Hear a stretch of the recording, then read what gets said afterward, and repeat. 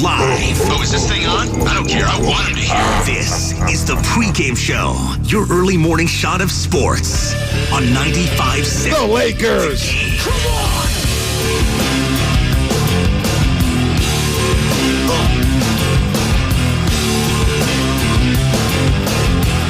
No, we're not talking about that trash team. They lose by 30 yesterday in Houston. Joke of a franchise right now. 888-957-9570. That's the number. The Pregame Show, Joe Spadoni. We're still coming off the high, folks. It's Tuesday here in the Bay, and good morning to all you lovely people. Just getting off work, still working, getting ready for the week, whatever you're doing. I appreciate you joining and picking 95.7 The Game of the Pregame Show with yours truly.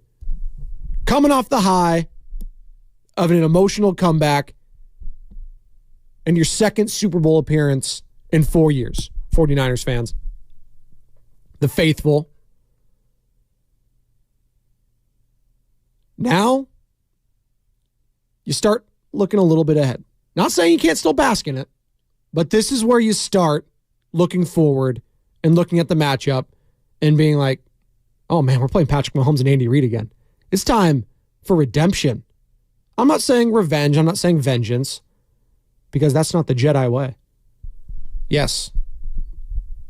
We've established on the pregame show, this is a Star Wars narrative in the Super Bowl, because Allegiant Stadium, the nickname, for those of you who don't know, where the Las Vegas Raiders play, is the Death Star. And what happened to the Death Star? Well, spoiler alert, 50 years later, got destroyed. Oh, and they built another one. But we're not going to talk about that. Got destroyed. So we're going Return of the Jedi on this one, actually. We'll go the second version. That's fine. Because when they destroyed the Death Star the second time, Darth Vader and the Emperor, they kicked dust as well. Until, I guess, the new recent trilogy brought back I don't know. But we're nerding out here at 5:02 a.m. on the pregame show. Why? Because we're talking storylines. Yes. That's my question to all of you this morning, you lovely people who are also streaming on Twitch and YouTube, powered by First NorCal Credit Union. Go ahead and search 95.7 The Game, like and subscribe there. Streaming all day long, 5 a.m. through 7 p.m. Monday through Friday. And on Warriors game days, it's even later. And it is a Warriors game day today. 6 o'clock, Warriors Live. Evan Giddings or Mark Grandy, I'm not sure. I'll find confirmation later on. I'll text them, but they're never up this early. They're roommates, by the way. Is that TMI? Should I have not shared that information? They don't care. That could be a sitcom, actually. Two young broadcasters, Mark Grandy and Evan Giddings, single men living the life in the Mission District.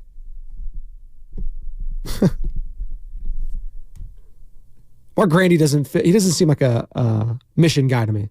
That's just me. More of an Upper Richmond, maybe a Pacifica. I think he's from Petaluma, actually. Love Mark Grandy. So either one of them, Warriors Live, 6 o'clock, before handing it off to the great Tim Roy, who will be on the call at 7 for Warriors Sixers. Warriors coming off 2 straight losses. It's the final leg of their homestand. Perchance, no Joel Embiid tonight. I got to look that up. I think Steino's in the chat. He's on the mend. So, we'll see. Missed a second straight game yesterday. We'll see. All right. That sucks. You always want to see your best player, right? Going up against one of the best of all time in Stephen Curry. So, potentially no Joel Embiid. But you know what? The way the Warriors are playing right now, I don't think they care. They just need a damn win. Because it's tough out there. They're struggling. But I want to focus on them right now.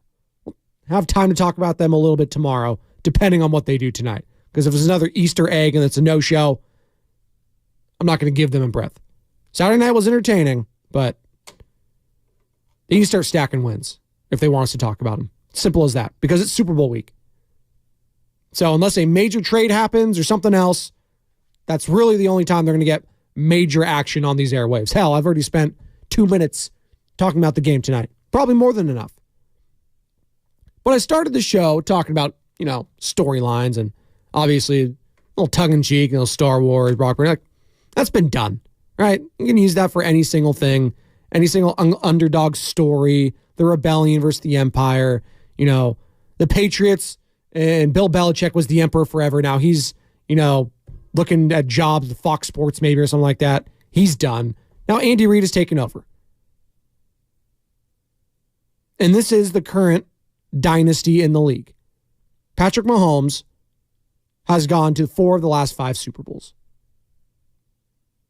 This will be his 4th. Winning 2, losing 1 of them. All the narratives are going to be around the quarterbacks. All the storylines. Everyone, and this is what we talked about yesterday. It's always going to be the quarterback versus the quarterback, no matter what. That's just what we do. It's the sexiest position. It's what we love. We can't get enough of it. That's why we talk about Brock Purdy ad nauseum. Talk about Joe Montana. We talk about Steve Young, Colin Kaepernick, Alex Smith, Jimmy Garoppolo, for Christ's sake. All those guys. Polarizing in their own way. And we make it that way. Think about what I just said. Alex Smith at a time was polarizing. Probably because where he was drafted. All the different offensive coordinators he had, all the different surgeries he's had, the resurgence under Jim Harbaugh, then Colin Kaepernick takes over after Alex gets hurt. The narratives around these guys. And we'll have all week and next week to talk about the quarterbacks. But for you, 49er fan, what is the number one storyline heading into this big game? 888-957-9570. Good morning to all of you. EJ Gomez, Lando, on the chat. Good morning. 209. We need Joel out. 76ers smacked last night. I think he comes back. Dylan. Dylan's rising in the ranks as far as texters on the Comcast Business text line are concerned. He's rising up there. If he starts doing it in the morning roast, you know what? Maybe, just maybe, could be a texter of the year candidate in the doobies. Maybe, just maybe. January, we're almost over too. We're heading into February. It's a massive month here in the Bay Area. It really is. We got the trade deadline next week in the NBA. What are the Warriors going to do? We got the Super Bowl coming up next Sunday. And what are the Giants doing? Pitchers and catchers report? Don't talk about that. How the Sharks doing? It's tough. I'm going to take Benny to a Sharks game. He's been asking about it. He wants to go to a hockey game. I'm going to take him out there. Tank's always a good time. From the YouTube chat, good morning, EJ Gomez on Highway 4. Lando, what's up? Lando, another great name, another Star Wars name. Who's the Lando Calrissian on this one? That might be Steve Wilkes. Came in towards the latter run there, and now he's going to help destroy the Death Star. He's going to fly the defensive ship. Murph, 291. Narrative-wise, invested in seeing Brock getting his due. Obviously less important than getting the Lombardi. That's a big storyline. And what's your number one storyline heading into this game? For me, it's simple. Can Kyle Shanahan get this team over the hump? He's often been compared to the guy in the Super Bowl on the opposing side, that being Andy Reid. Andy Reid, not that he was a laughingstock, he was Marty Schottenheimer 2.0. And for those who don't know who Marty Schottenheimer was, he was a guy who had very, very good regular season success, always filled out in the playoffs. Andy Reid in Philadelphia, very good success, with a Super Bowl appearance sprinkled in, coming up short, Donovan McNabb, T.O. against, obviously, the dynasty that was the early 2000 New England Patriots. But that was him until he came across his quarterback. Patrick Mahomes, everything changed. Everything. Now, Donovan McNabb, borderline Hall of Famer. I think he slept on in his career. Very, very good. Ended not well, but his peaks were very high. Alex Smith, nice little resurgence there in Kansas City, but no one took them seriously. How many blown leads do they have? Did they lead the Colts something ridiculous? Like 28, something ridiculous in the playoffs. They choked that one away to Andrew Luck. And then it was just like, oh man, is Andy Reid, is this guy going to ever get that monkey off his back? And he finally did, in the form of Patrick Mahomes. And his first win was against Kyle Shanahan, Jimmy Garoppolo, and these 49ers. And now, 4 years later, after 2 straight NFC Championship game losses for Kyle Shanahan, he's finally back here. And now Andy Reid's looking for his third, and he's looking to be the first team since those early 2000 Patriots to go back-to-back. So there's a lot of narratives there. But for me, the number one storyline, the number one, and it should be for all of you in the Bay Area. And if there's not, and if it's something else, let me know, 888-957-9570. But for me, it's Kyle Shanahan getting that damn trophy. Everything else comes second. Brock Purdy hoisting it, second. Christian McCaffrey, second. Trent Williams, second. Bosa, don't care. 49ers getting their 6th, awesome. Great. Kyle Shanahan needs to win that trophy. If not now, then when? No more excuses. I don't care that you're going up against the guy who's going to go down as the greatest quarterback in the history of the NFL and Patrick Mahomes. One of the greatest head coaches in the history of football and Andy Reid.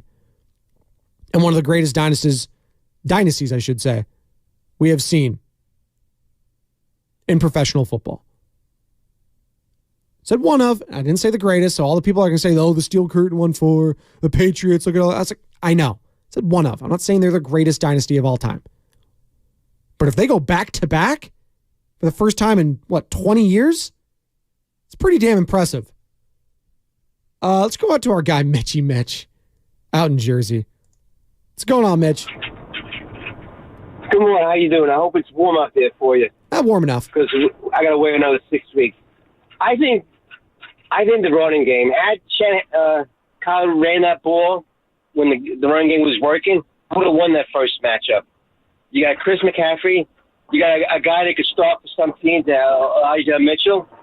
And I got to say that catch by, I know I'm going off topic here, by Ayuk, that was even better. It was all a little lucky too, but that was even better than the Dwight Clark catch that started your whole dynasty there.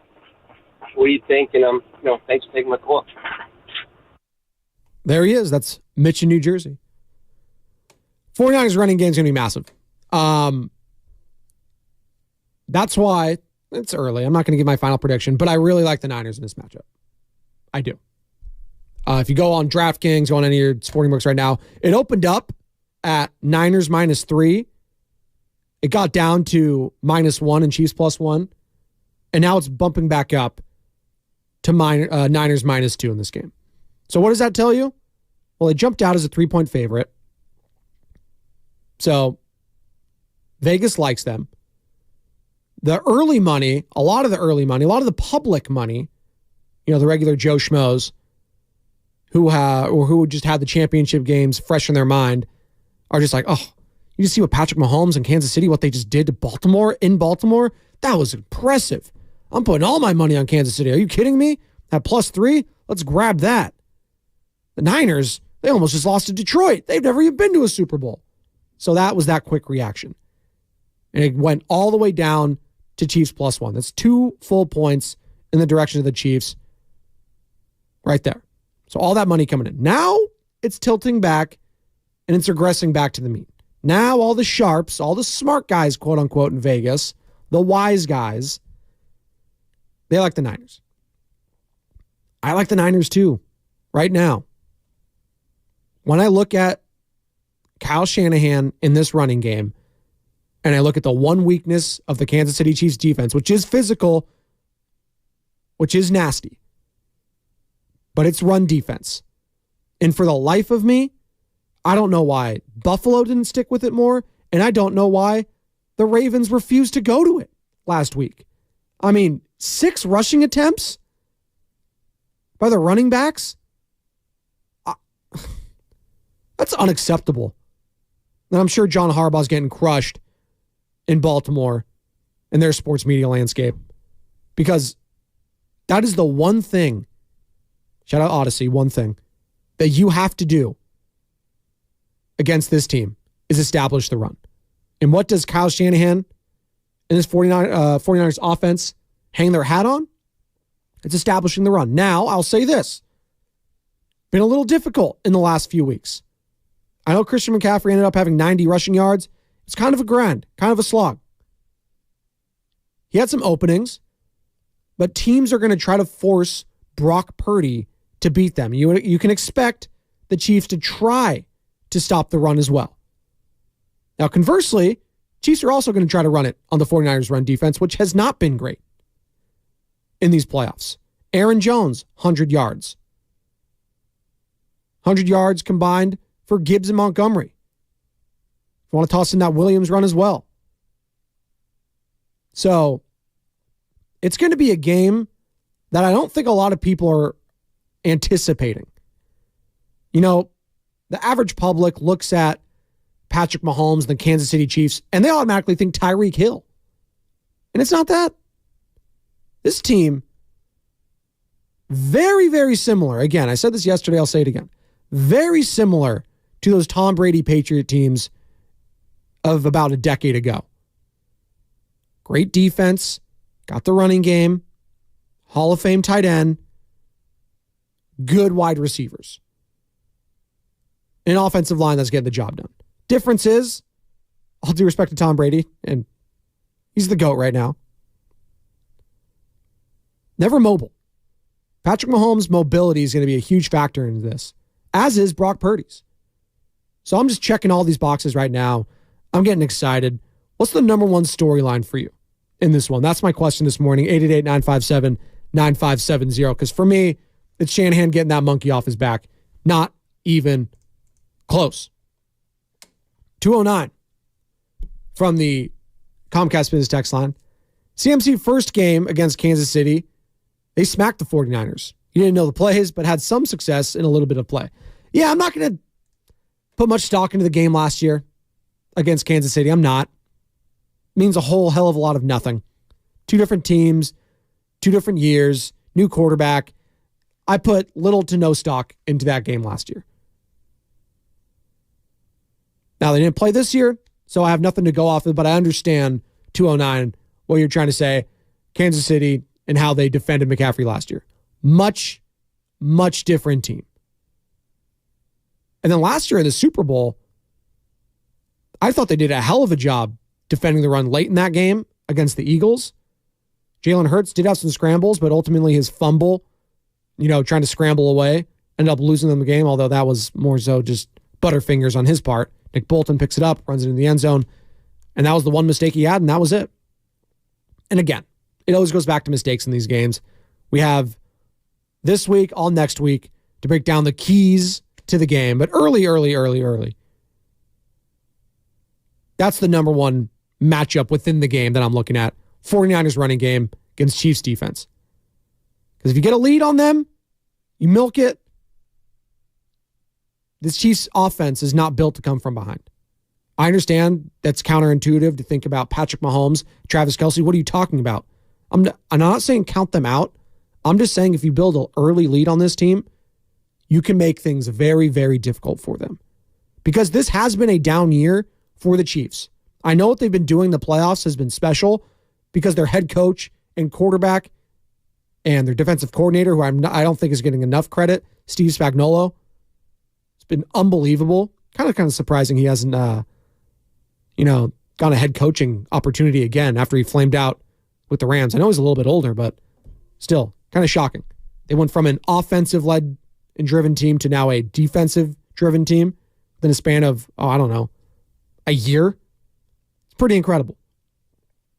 But this team is not that offensive juggernaut that a lot of America's used to seeing. So if they haven't watched Kansas City, and there's going to be a lot of casuals, and don't worry, we love the casuals, we love the bandwagon fans. That means eyeballs. Hey, all the bandwagon Niner fans right now, come to the pregame show. Search 95.7 The Game, like and subscribe. We love you on 95.7 The Game. We'll take all the bandwagoners. Shout out Nick Wagner, ESPN, covers the team. We'll take all of you. Why not? Good morning on YouTube. Jason Mishler. Jason Mishler, number one hater for the pregame show. And that's all right. Because what Taylor Swift said is always true. Haters going to hate. Brandon Cadiz, Vinny, I think the 49ers, because of Mahomes' history against the Niners, this Chiefs team feels much different like the 2018 Patriots do as well. Okay, sure. Does the Chiefs defense have the harder task against the 49ers weapons, or does the 49ers defense have the hard task against Mahomes and Kelsey? It's very simple. Chiefs defense against the Niners. Much more weapons. All due respect to Rashee Rice and Marquez Valdez-Scantling. They do not strike the fear into me like a Deebo Samuel and Brandon Ayuk and George Kittle. Hell, even Jawan Jennings making one-handed grabs now. Incredible. Kyle Shanahan, by the way, after the game, talking about the character and grit of his players. I wanted to play this real quick because I think this is so understated heading into the Super Bowl, is how battle-tested, to obviously both squads in Kansas City, but this Niners team in particular in the playoffs, they've gotten down, and now they've gotten down multiple scores and became the first team in NFL history to overcome a 17-point lead at halftime. Here he is talking about the grit and character of his players in these playoffs. Just the character and the grit of the guys there. I mean, you could see it on their faces at halftime. I could see it on them all week. Our guys got a lot of love for each other, and every year when the season's over, it's always a new team the next year, regardless of how many people return, and our guys didn't want this to be the last day, and we had to really fight for it to make that happen, but we pulled it off and couldn't be more proud of the group. The grit of these players and of these, specifically 49er players that were in that first Super Bowl run. A lot of them are still here. Some new faces, obviously, but the Greenlaws, the Fred Warners, Deebo, a rookie, Bosa, a rookie, George Kittle. Think about all these guys. And now you got Trent Williams making his first Super Bowl appearance. You got Christian McCaffrey making that appearance. There is so much riding on this game. So much, legacy on the line for these guys. Dare I say a legacy game? Kind of defeats the purpose when it's an actual Super Bowl and championship game. But for Kyle Shanahan, which again brings me back to my question of the day on the pregame show, Joe Spadoni, 888-957-9570, the number one storyline. And it's Kyle Shanahan getting that ring. For as great as he has been, he has one trophy missing in that case. No, it's not Coach of the Year. It's a Lombardi. Because we could talk about him being the best offensive mind in the league, but in order to be the best, you got to beat the best. And I think this is a perfect way to do that. Because there's only one other guy in the league I am taking above Kyle Shanahan. And that's going to be the other coach on the other side. The big walrus, Andy freaking Reid. He's the one guy now. Belichick's gone, and he's lost his step. Sean McVay, he's got the ring, but you know what? I'm still taking Kyle Shanahan right now over him. I'm taking Shanahan over John Harbaugh. I'm taking him over everyone else. Mike Tomlin, sure. Who else you want to toss in there? Doug McDermott? Hell yeah, I'm taking Shanahan over him. Pete Carroll's gone. Jim Harbaugh? Yeah, I'm taking Shanahan over Harbaugh. Taking him over everyone else except for Andy Reid. If he wins this one, it's already cemented. He's already cemented himself as the best coach in the NFC, by the way. Hands down. And there's just one other guy in the other conference. And not that Kyle Shanahan cares about any of this, by the way. He's not coaching to be the best coach in the league. He's being the best coach that he can for his squad. And they reflect his grit and his tenacity and his stubbornness. They refuse to go down. And Kyle Shanahan has grown immensely this past year. I can't speak enough to what this guy has done and the confidence that he has instilled in his quarterback. Because if it was Jimmy Garoppolo last week against Detroit, I'm sorry. That was night, see you later. And I give Shanahan a tremendous amount of credit for the job that he has done with Brock Purdy. And Brock Purdy, obviously, he is the player. He has to make the plays. The coach could only do so much. He deserves all the credit in the world. Guy was an MVP candidate this year, rightfully so. But what Kyle Shanahan has done for his young quarterback is instill so much confidence that he is now on the brink of potentially beating one of, if not the greatest quarterback in the history of football, in Patrick Mahomes. And I understand the narrative is, he's not beating it. It was like, but that's what it's going to be. I mean, the billing of this game is David versus Goliath at the quarterback position. And maybe that's a little bit strong, because I think of some quarterback matchups in years past, like Rex Grossman versus Peyton Manning. Like that was probably more David versus Goliath, right? Because no one was expecting Rex Grossman to beat that. It was that defense. Brian Urlacher, right? Yeah, Devin Hester. Devin Hester, you are ridiculous running it back in the return game. By the way, should be a Hall of Famer. Devin Hester. And we'll find out the Hall of Famers. Was that next Saturday or this Saturday? I always forget the NFL honors. Is the night before the Super Bowl? I think that's how they do it. There's going to be somewhere in Vegas, wherever they have it. I'll get on that. Patrick Willis. I think that's a great omen, by the way. If Patrick Willis gets in this year, feels like a Niners lock to win the Super Bowl. Just saying. 888-957-9570. Got to take a quick break. Come on back. More of your calls, more of your texts, more of your comments on YouTube. What is your number one storyline heading into the Super Bowl? Could be Niners, could be Chiefs, could be Taylor freaking Swift, for all I care. What say you on 95.7 The Game? Hey, Bay Area friends. Shane Company's San Mateo store is moved. We're now in the Bridgepoint Shopping Center. Only a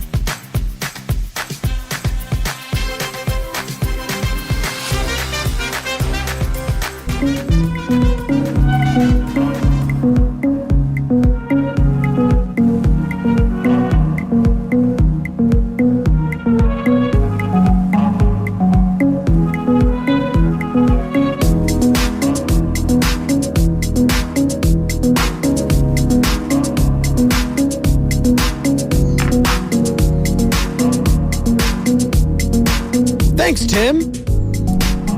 Tim Roy will be on the call tonight. Warriors Sixers, 7 o'clock right here, 95.7 The Game. Your home for Golden State Warriors basketball. But enough about that. It's about the Super Bowl, baby. 49ers are back. Second time in the last 4 years. Been knocking on the door ever since that loss to Kansas City in Miami, which was kind of beginning of a crazy time, not just in America, but the world. I mean, just go back to 4 years ago real quick, if we're going to do a little time capsule. The year of 2020, yeah, that was a blur, or it was either the longest years of our lives. There was a lot happening, a lot of serious bleep, if you know what I'm saying. Pandemic, we had an election that year. God, there was just a lot happening. A lot. It all started at the beginning of that year with the Chiefs coming from behind, down 10 in the fourth quarter, 3rd and 15 to Tyreek Hill. Jimmy G overthrows Emmanuel Sanders. Kyle Shanahan refuses to run the ball when the Chiefs couldn't stop the run. And the rest is history. Shanahan loses, Chiefs win. They get their first Super Bowl in, I don't know, 50 plus years, whatever it was. Andy Reid finally gets his. So maybe it's only right that Kyle Shanahan gets his first against Andy Reid, the guy that got his first against him just 4 years ago. Maybe, just maybe. Weird how things work like that.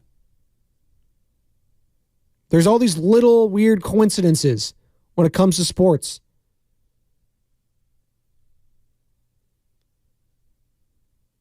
This is massive for Kyle Shanahan. I don't think he's going to get a better opportunity than this year with the collection of talent that he has, with, you know, knock on wood, the lack of injuries they're dealing with right now. I know Hufanga has been out for a year. That might rear its ugly head in the Super Bowl, and it kind of already has. J.R. Brown, safety at Penn State, with some whiffs. He's been inconsistent at best. So that is a loss, but in the grand scheme of things, you got all your bell cows. You got McCaffrey. You got George Kittle. You've got Brandon Ayuk. You got Deebo Samuel. You got your offensive line healthy.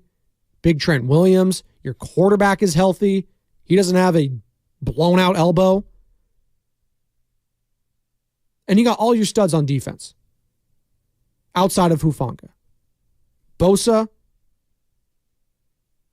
Fred Warner, Dre Greenlaw, Charvarius Ward.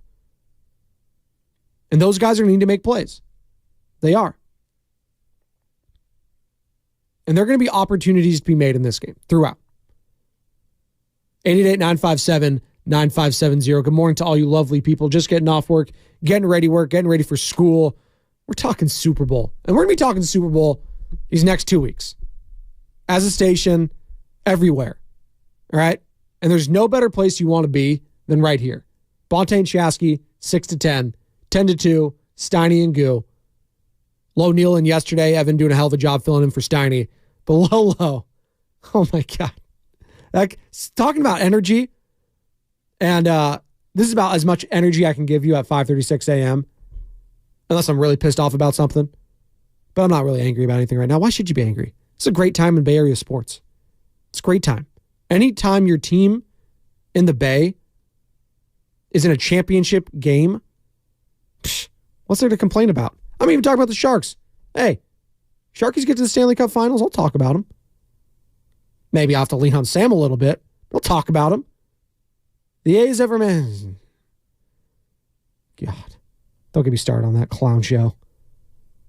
It is ironic, though. It is in Vegas this week. Raiders obviously already moved there. The Bay's ties to Vegas now. A's on their way out going there. Which gives me a great time and opportunity to just play this soundbite again. Let's give it up one more time for Mary Beth and John Fisher, please. The Las Vegas A's. We like the sound of that, right, Vegas? Yeah? Yes? Are we alive back there, Las Vegas? How we feeling? Okay, we already know the Vegas sports. Are we alive back there? No, we are not. The sound of silence. And the silence is deafening. John Fisher. Now I am angry. I talked about having the energy when I'm angry about something. I just made myself angry. I hate that Las Vegas is going to have two Bay Area teams and that I can't drive down, I live over in Oakland. I can't just drive down to the Coliseum and watch them anymore. Not that the Coliseum is the greatest place to watch a game. No, it's not. It was never about the venue, though. About just being with the people, being with their family, watching a damn game. That's what sports is supposed to be about. Connecting people. And there is going to be some saltiness for a lot of Raider fans in the Bay that are still in the Bay. Because I don't think this is as personal for them as Raider fans, for the Raider fans outside of the Bay Area, I should say. It's not as personal for them. They don't have, see the red and gold there all the time. And their logo, faithful to the Bay, which cuts deep to a lot of Raider fans who wish their team was faithful. And Mark Davis stayed in Oakland. And Al never left in the first place down to Los Angeles. But he did. So that is an interesting angle in all this too. Is the whole Raider factor, because they are playing at Allegiant Stadium, Mark Davis did leave for bigger and brighter things. And listen, I'm not here to say it was a bad move from Mark Davis as a business, because things are booming there for him. They got concerts sold out left and right. They're doing numbers at Allegiant. That thing is a cash freaking cow. And Mark Davis is reaping all the benefits. Absolutely. So as a business move, I get it. I mean, we understand how damn hard it is to build arenas, let alone a football stadium out here in the Bay. People still aren't even happy about Levi's location, but it's in the Bay. And they were faithful to it. I know it's not San Francisco, but you know what? When they were first building that stadium, the league wanted the Raiders to move in there. They wanted both teams to stay in the Bay. Mark Davis is like, I don't want to be second fiddle anymore. So now he's going to Vegas, and guess what? He's going to be second fiddle, and the Raiders are going to be second fiddle to your old Bay Area rivals in San Francisco and your longtime division rivals in Kansas City. So, when they pan to Mark Davis and he's eating his popcorn or chicken wings and whatever, I'm sure very, very few Raider fans are going to have smiles on their faces. Be like, yeah, that's our guy. Be like, oh, God. This clown. Anyways, it's enough about them. It's all about the Niners. Good vibes, good times. As I go on my little tangent back there. Are we alive back there? Yeah, I'm alive. Angry. And no, not because it's the Tuesday and it's the worst day of the week. By the way, you hear what Andy Reid had to say to reporters yesterday? The Christmas Day loss was the wake-up call the Chiefs needed. And that was the reason they are now in the Super Bowl. It's basically what he said. So Antonio Pierce and Max Crosby and co. going in on Christmas Day to Kansas City and kicking their ass was just the kick in the ass they needed to now be in the Super Bowl and being one win away from hoisting a Lombardi for the first time in Allegiant Stadium. And it's not going to be by the Raiders. It's going to be by their most hated rivals. Whew. Talking about going through it on Tuesday. That's tough. I'm going to regroup my thoughts here. Come on back. One more segment before handing it off to the Morning Roast, who, by the way, Brian Baldinger at 7:30. You are not going to want to miss that. He's going to break down all things NFC Championship, and maybe they'll do a little preview of the Super Bowl. So cannot wait for that. Brian Baldinger, 7:30, and Peter King as well on Willard and Dibbs later on. Obviously, Peter King, longtime NFL insider, R95.7 The Game NFL insider, knows his stuff inside and out, was deep in the locker room on Championship Sunday at Levi Stadium. I'm sure he'll have some stories to tell in regards to Shanahan, Purdy, and all that. So that's later on today. But coming up next, more of your calls, more of your text on the pregame show. Joe Spadoni, 95.7 The Game. If you're facing 10,000, 20...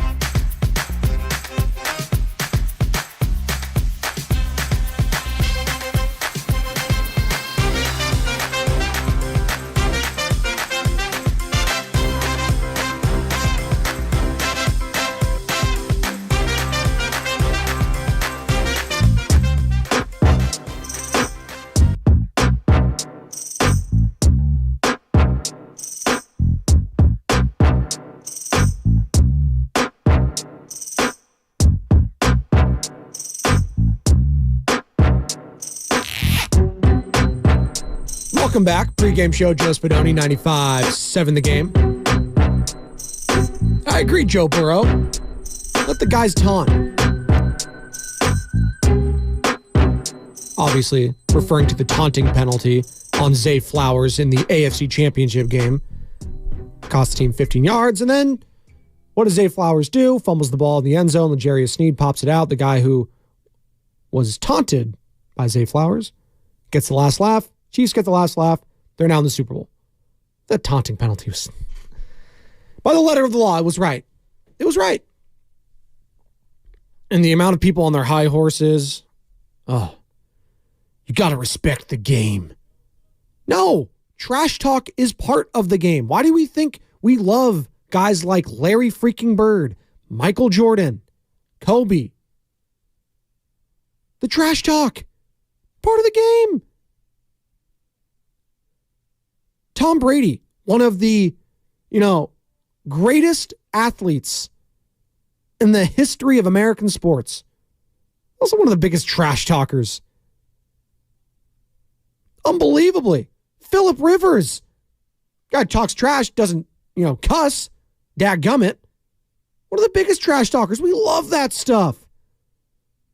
But because you get a massive first down and set your team up for a first and goal opportunity, and you get up and you turn around and say, yeah, you like that. I don't even know what he said. But just the act of turning around and looking down at the guy you just completed a massive reception over, you get a penalty. It's laughable at best. Now, the spiking on him, the throwing stuff at him, that is crossing a line.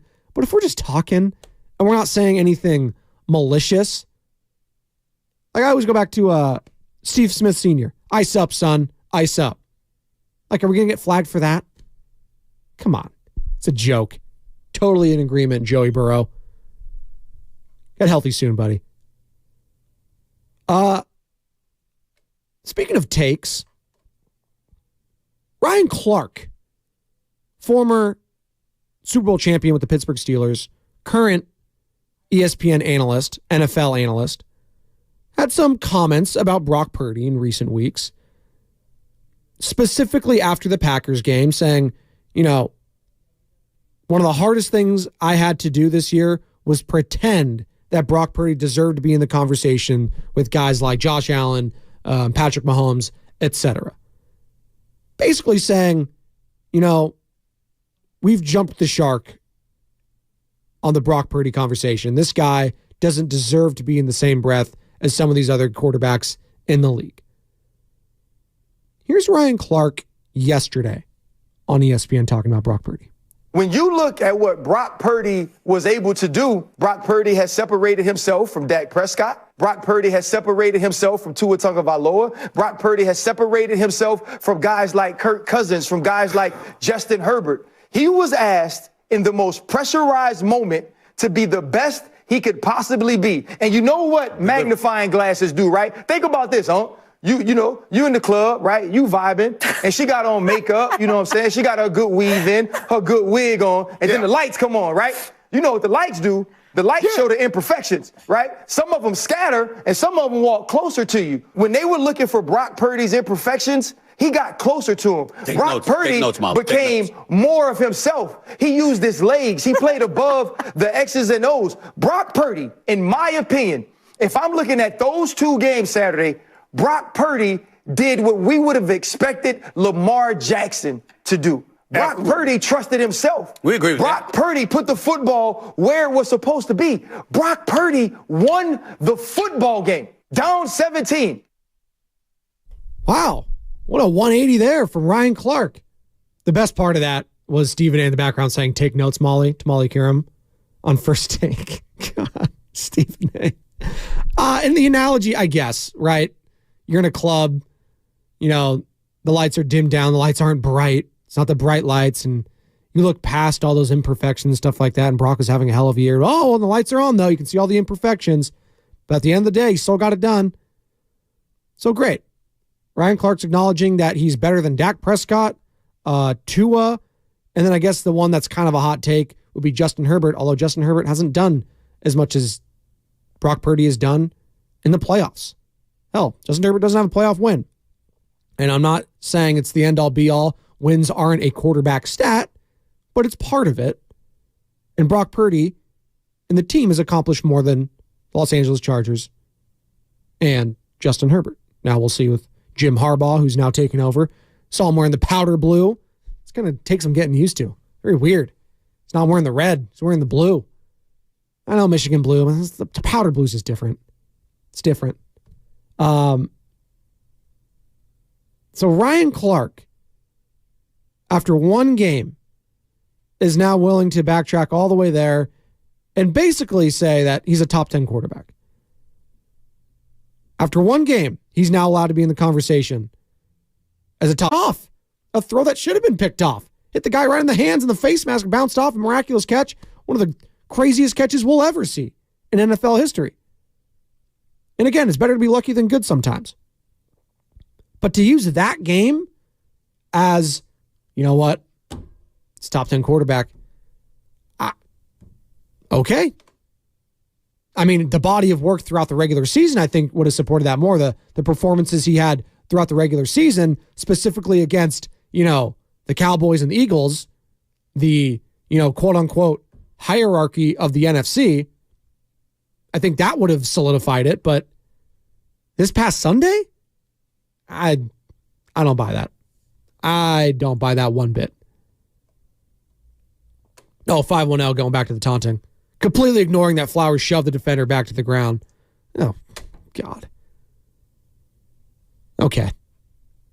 Because he got physical and he wanted to get up off the ground and he pushed off the guy. All right. Now we're picking and choosing when we're getting offended by taunting calls. 888-957-9570. Good morning to all of you on the Twitch and YouTube chats, powered by First NorCal Credit Union. Isaac Kimpoy, he's singing a different tune now. Yes, he is. Ryan Clark is singing a different tune. And I do wonder, again, the narratives are going to be unbelievable.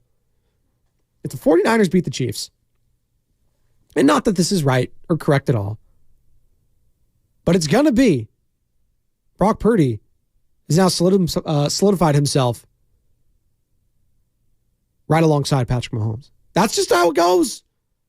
And I didn't write the rules. I'm just saying. That's what the narrative's going to be. And the Bay Area media, and me specifically, I'm going to eat it up. I'm all for the chaos and the unhinged takes.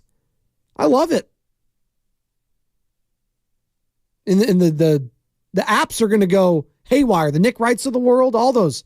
If Brock Purdy is the reason the Niners win, a major reason why they win against the Kansas City Chiefs and Patrick Mahomes in the Super Bowl, the discourse is going to be en fuego, to quote Dan Patrick.